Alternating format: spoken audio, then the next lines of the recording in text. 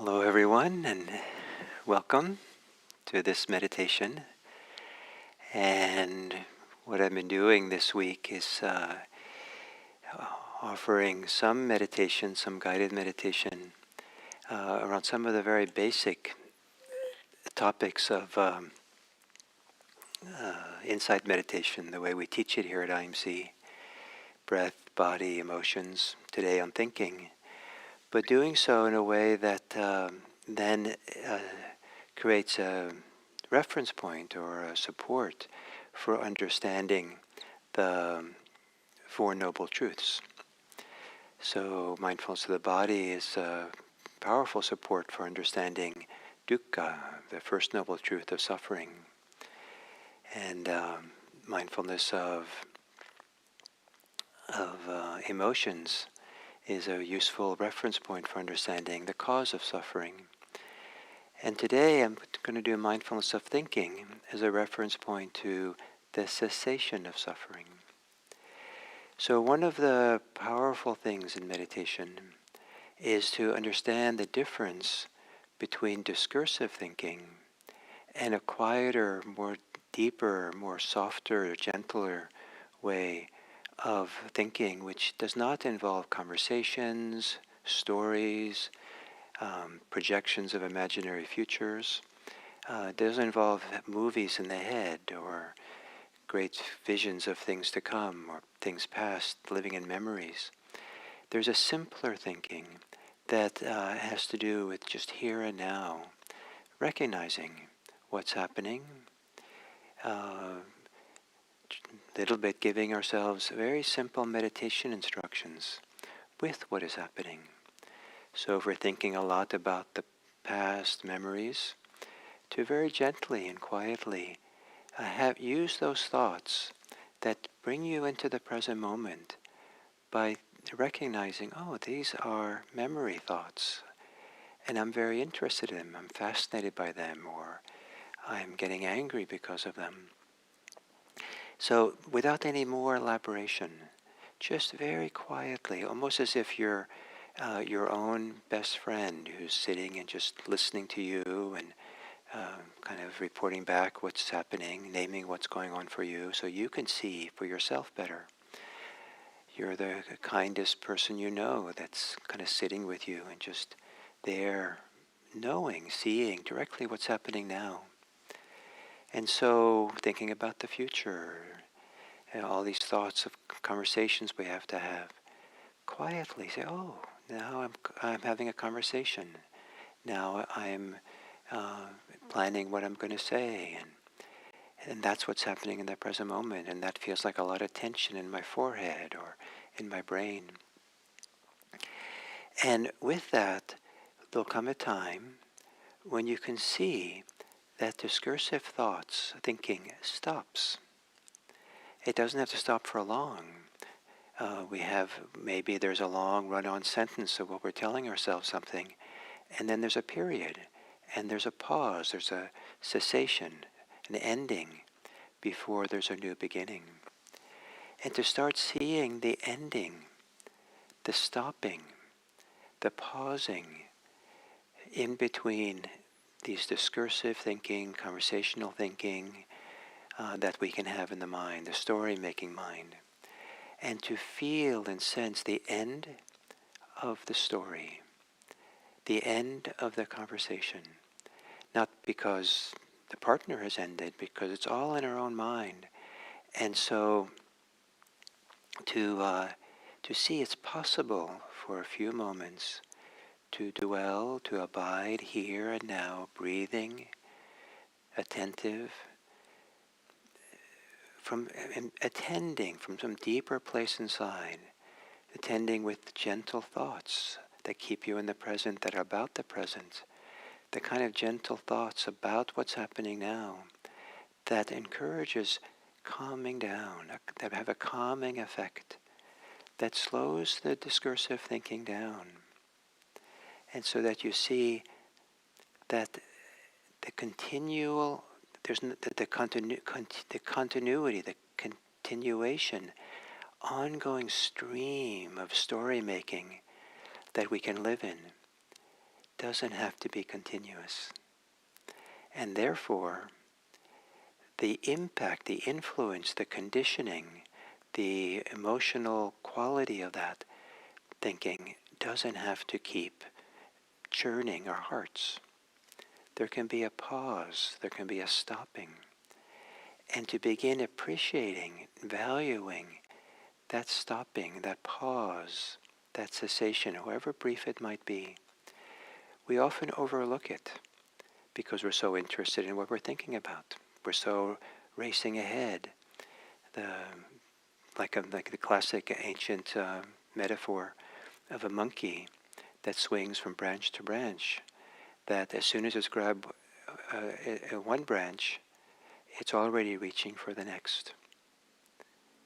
And before letting go, we're already reaching for the next branch. And so there's no pause, no stop. So taking a meditation posture and gently closing the eyes.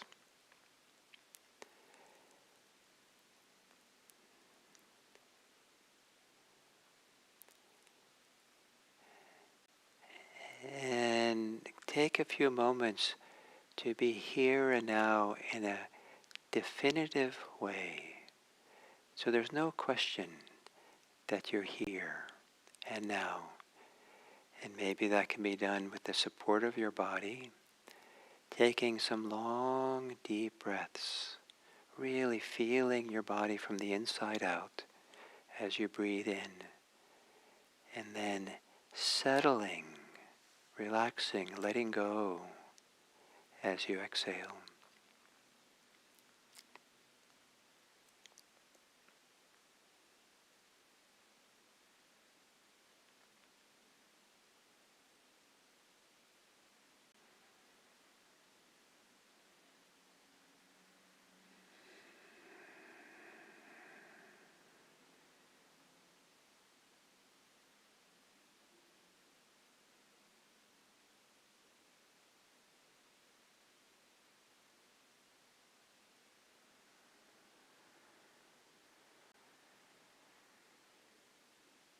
Taking some more deep breaths and maybe pausing and holding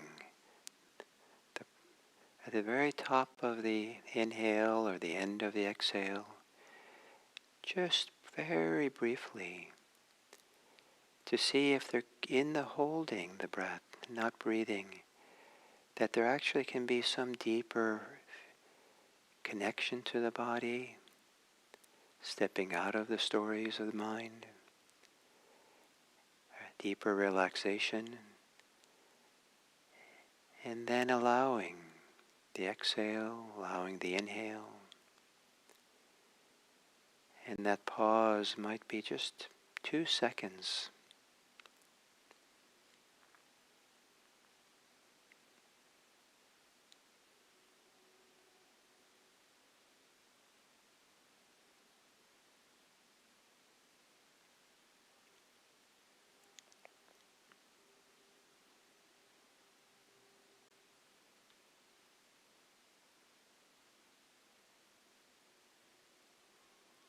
Letting breathing return to normal.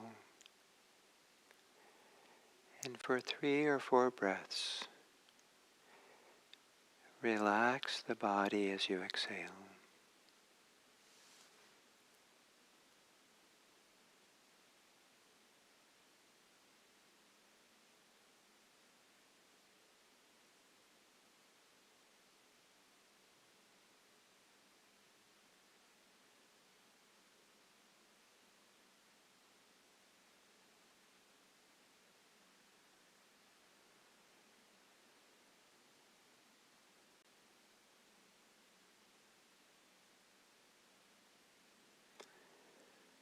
For 3 or 4 breaths.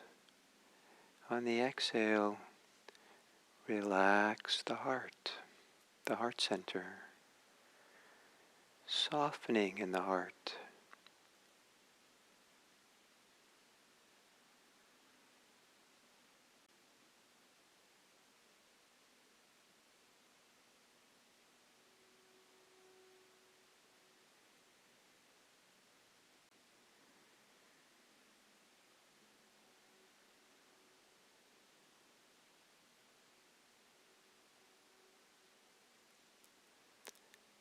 then for 3 or 4 breaths, relaxing, softening, calming the thinking mind.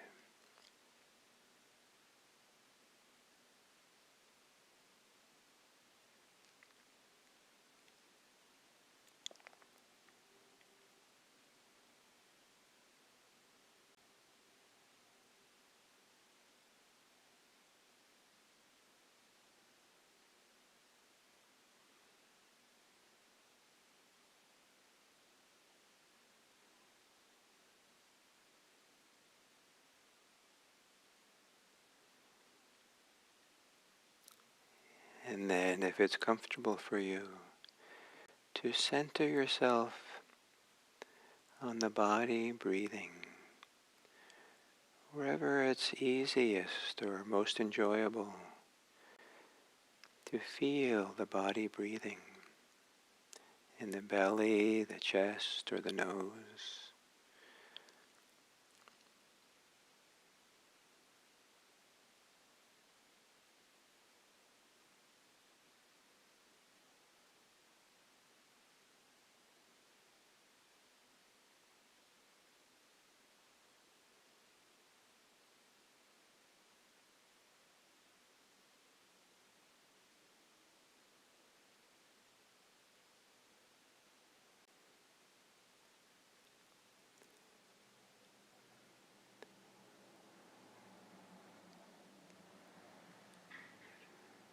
As you feel the body breathing, gently, lightly, feel that transition from breathing in to breathing out. That moment or two as breathing shifts.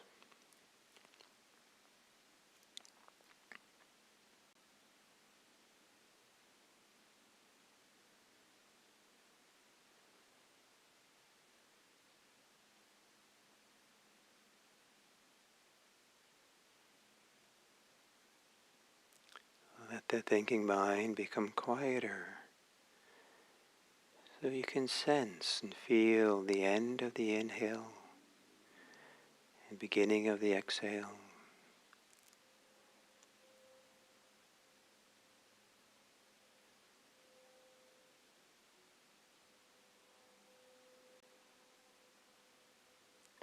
And then do the same for between the exhale and the inhale, feeling the end of the exhale and how there's a switch over to the beginning of the inhale.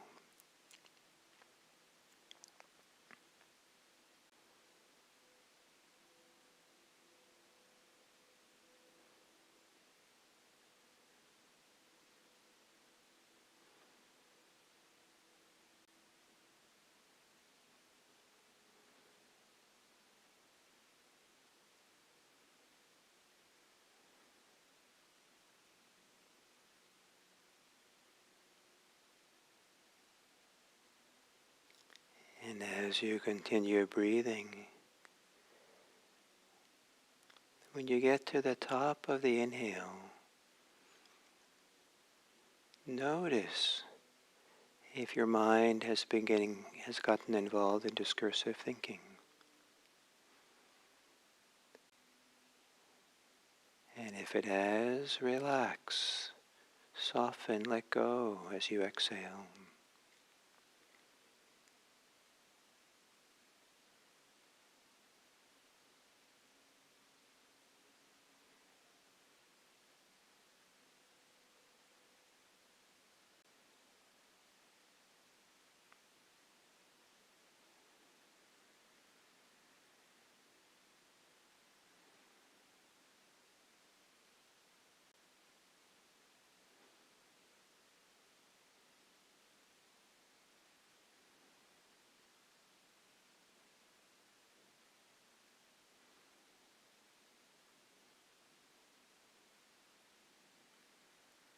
With the exhale, let there be a pause in the story-making mind, the mind that has conversations or lives in memories or futures, fantasy.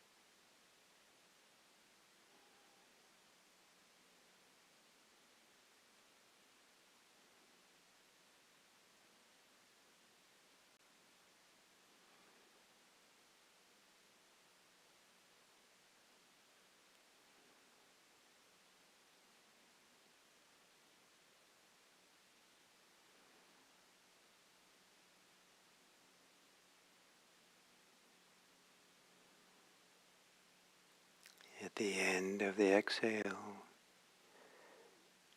let there be a pause in thinking.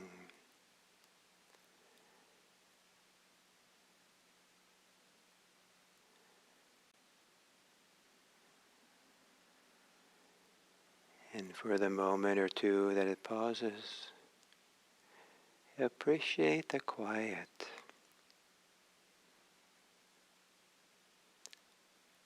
Appreciate what has become still.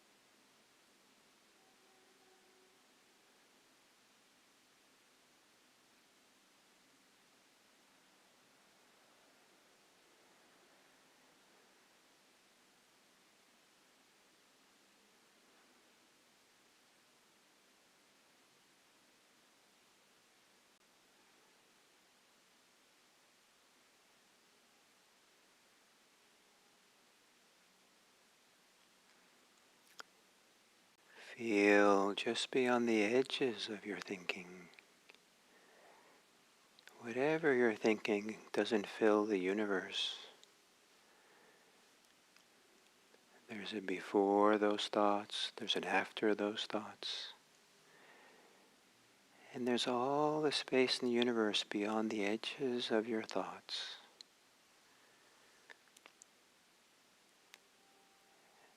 And realizing that,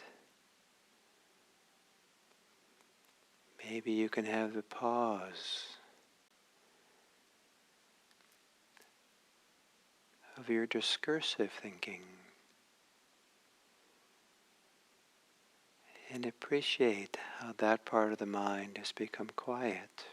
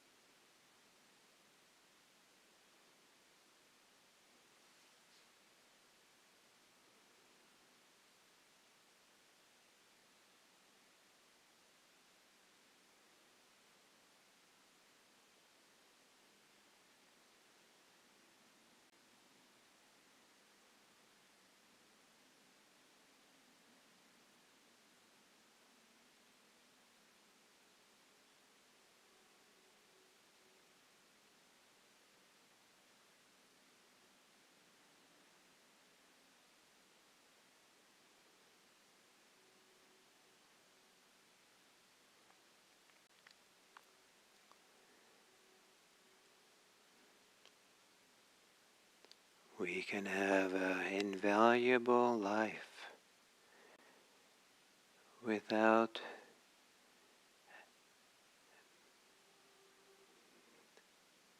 the dominance of discursive thinking.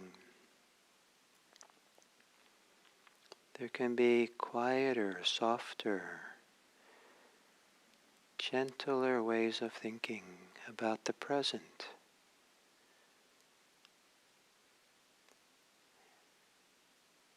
That reassures the mind.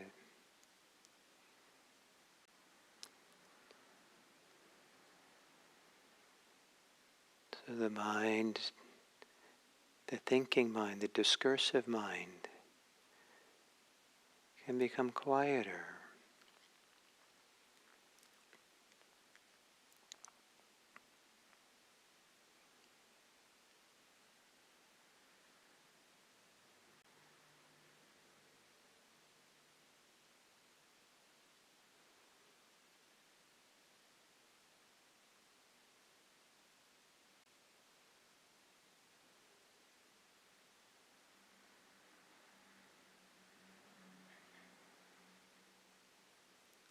And from time to time,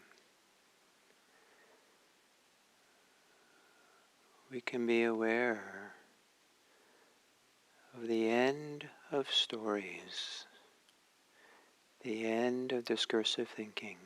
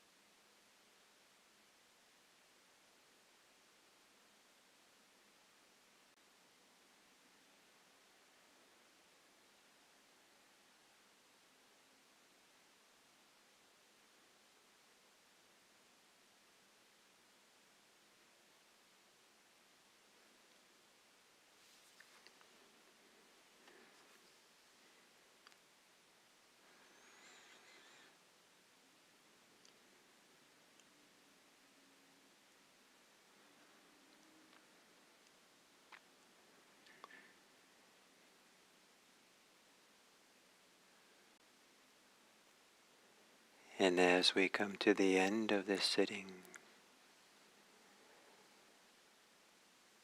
to appreciate how the ending of story making, ending of the continuity of conversations, commentary, judgments about things,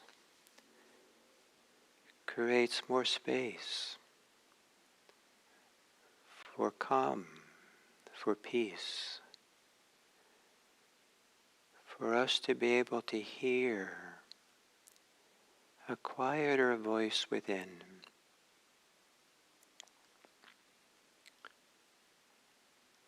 The quiet voice of kindness, of care, of love, that's drowned out if we keep living in stories and commentary and anxious futures.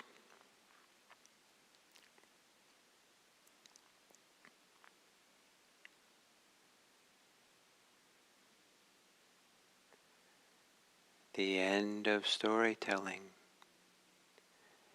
can be the beginning of deeper wisdom.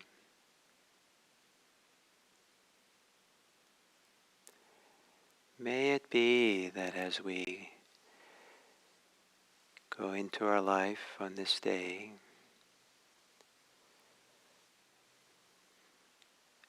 that we can listen to others more deeply, attend and care for others more fully.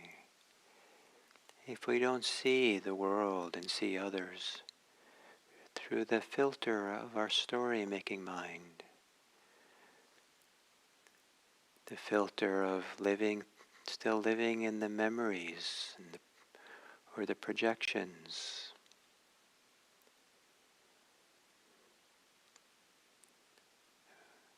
or the quieting of the discursive mind, let us be present for the world in a way that brings kindness and friendliness to all beings. May all beings be happy. May all beings be peaceful. May all beings be safe. And may all beings be free.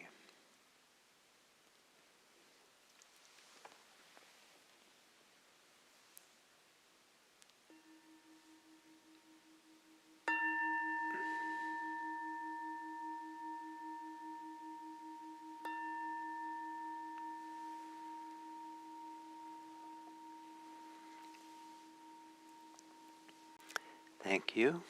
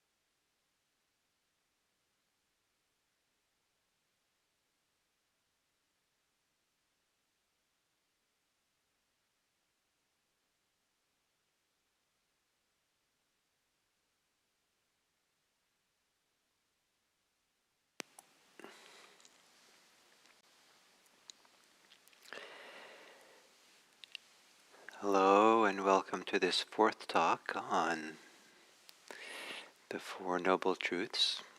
And the general title of this series is The End of Suffering.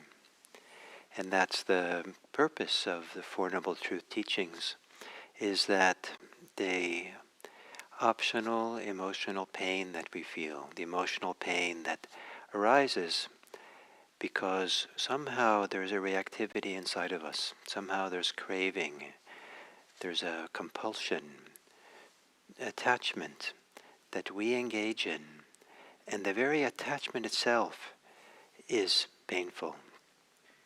And it leads to a cascade of other pains that come when we're holding on tight to something. It leads to disappointment and fear and anger, and it contributes to the creation of an edifice of abstract ideas of who we are and who we think we should be.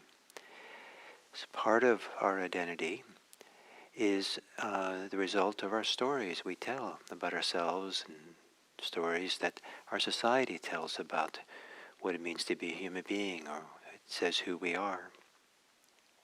So the first noble truth has a lot to do with the accumulation, the gathering together of all the different attachments and clingings we have as we construct a world, a personal world of suffering. Buddha sometimes once called it a tangled ball of thread, that this world of suffering that's accumulated.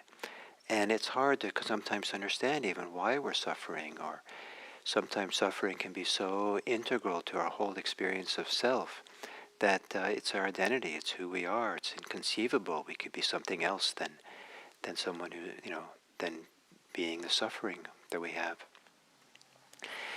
But in fact, the second noble truth says that the tangled ball of thread is become tangled by the force of craving.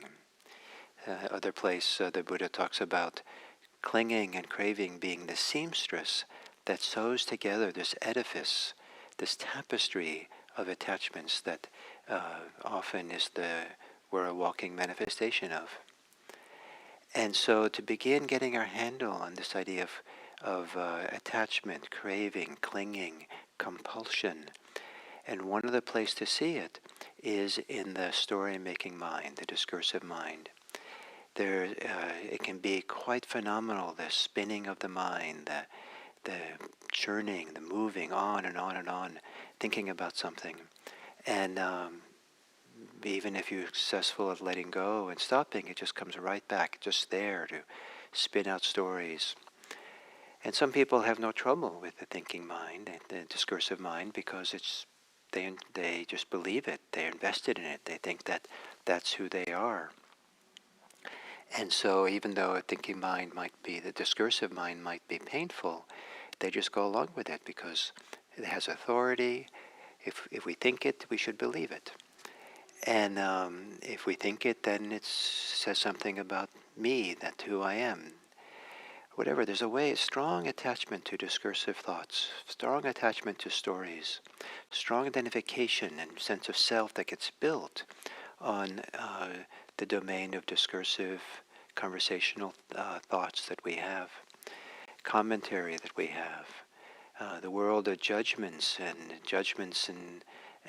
about the world around us and of ourselves can all too easily belong to that discursive mind that's spinning and churning and jumping from one branch to the other, never letting up.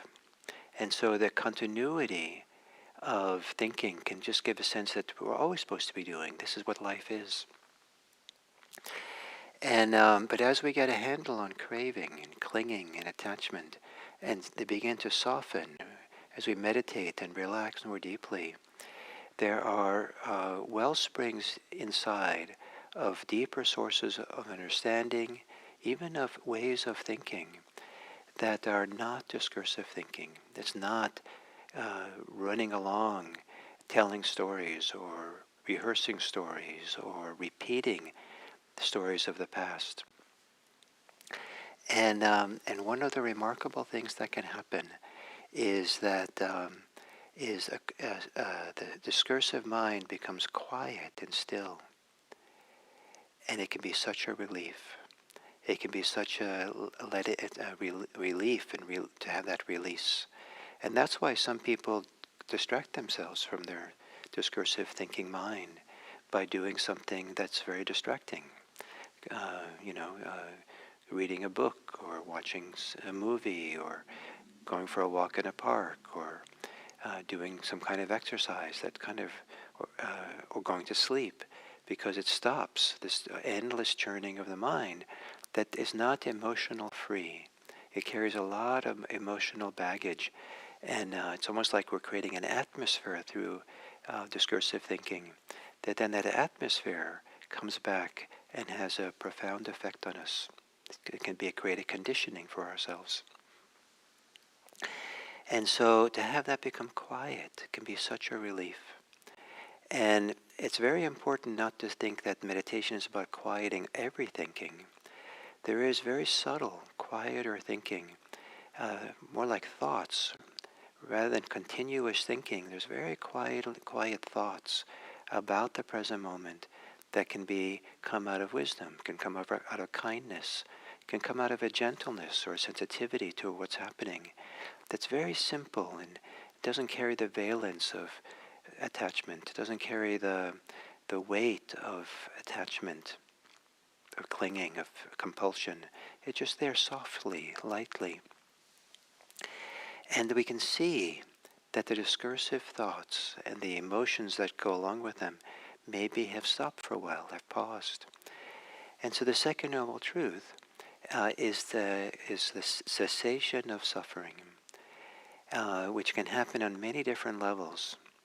But maybe for today, the accessible level I wanted to emphasize is the cessation of discursive thoughts, the ending of it, the pause, between one paragraph of thinking we do and then before the next paragraph begins. When there's a sentence, an end of a sentence in the mind, take a break with a movie you're looking at in the mind, and pause and appreciate the quiet mind, the more peaceful mind, and appreciate the softer, quieter ways of thinking that maybe arise out of wisdom, out of kindness, that are drowned out by the loudness of discursive thoughts and that go on and on. And so to have that stop, the discursive thinking, a cessation of it, so we can appreciate something much more deeper and more intimate and more integral to what's happening here. Deeper reservoirs of peace, different reservoirs of a quiet, still place, reservoirs of kindness and love, generosity. And then we start seeing at some point that the suffering that came with discursive thinking begins to abate as well. And various kinds of suffering and stress, distress that we experience, we notice that they stop. And anytime we notice some kind of distress, anguish, stress, emotional pain, emotional discomfort that has stopped, that's an invaluable thing to notice. And then the bumper sticker today would be, I stop for stopping. I stop for the stop. So when you've noticed that something that was troubling you, some mental state was troubling you, is no longer there for whatever reason, don't just go on to the next thing to do. Stop yourself and register that. Take it in. Feel the cessation of suffering. Because it's teaching a very important lesson. And eventually the lesson is that there is optional emotional pain that we contribute to, and that can stop. That can cease. That can come to an end. And that's the good news of Buddhism. It is possible. The emotional pain that might remain then is not so difficult. There's a whole different relationship to it. It's part of the richness of life. It's part of where compassion might arise, or knowledge and wisdom might arise. When there's no conceit, no identity, no tangle of a ball of thread in which it gets tangled up in. It's very simple. Emotional pain that we might still experience, the heartbreak in the world, becomes very, very simple and does not become a burden. Rather, it becomes a source of meaning, providing meaning of compassion, of care, of kindness, of living a different way in this world, that where we're here to support each other and to care for ourselves. So this third noble truth, the cessation of suffering, is a truth that it is possible. And it's not an all or nothing kind of thing that we can expect to happen today or tomorrow, but it's a step-by-step gradual, beginning to appreciate the small cessations. And what I want to emphasize today is the the quieting, the stopping of discursive thinking, which is such a troublemaker for us.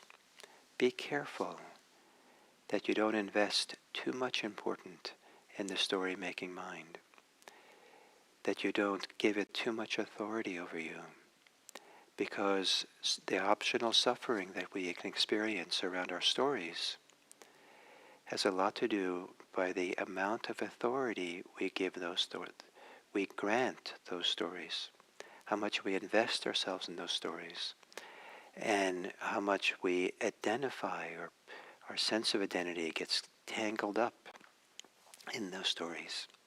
Be careful with those.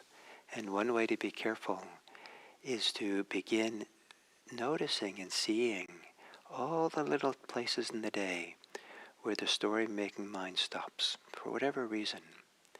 And if they stop, pause for a little bit, even for a few seconds. Remember the bumper sticker, I stop for stopping.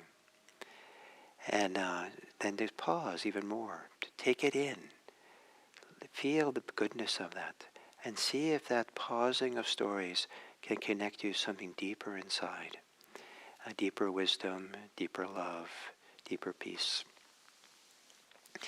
So the cessation of suffering, the third noble truth. And the way to develop that cessation and enrich it and expand it into our life so it can become fully realized is from what the Buddha calls the fourth noble truth, which will be the topic for tomorrow. So thank you very much, and may you enjoy cessations.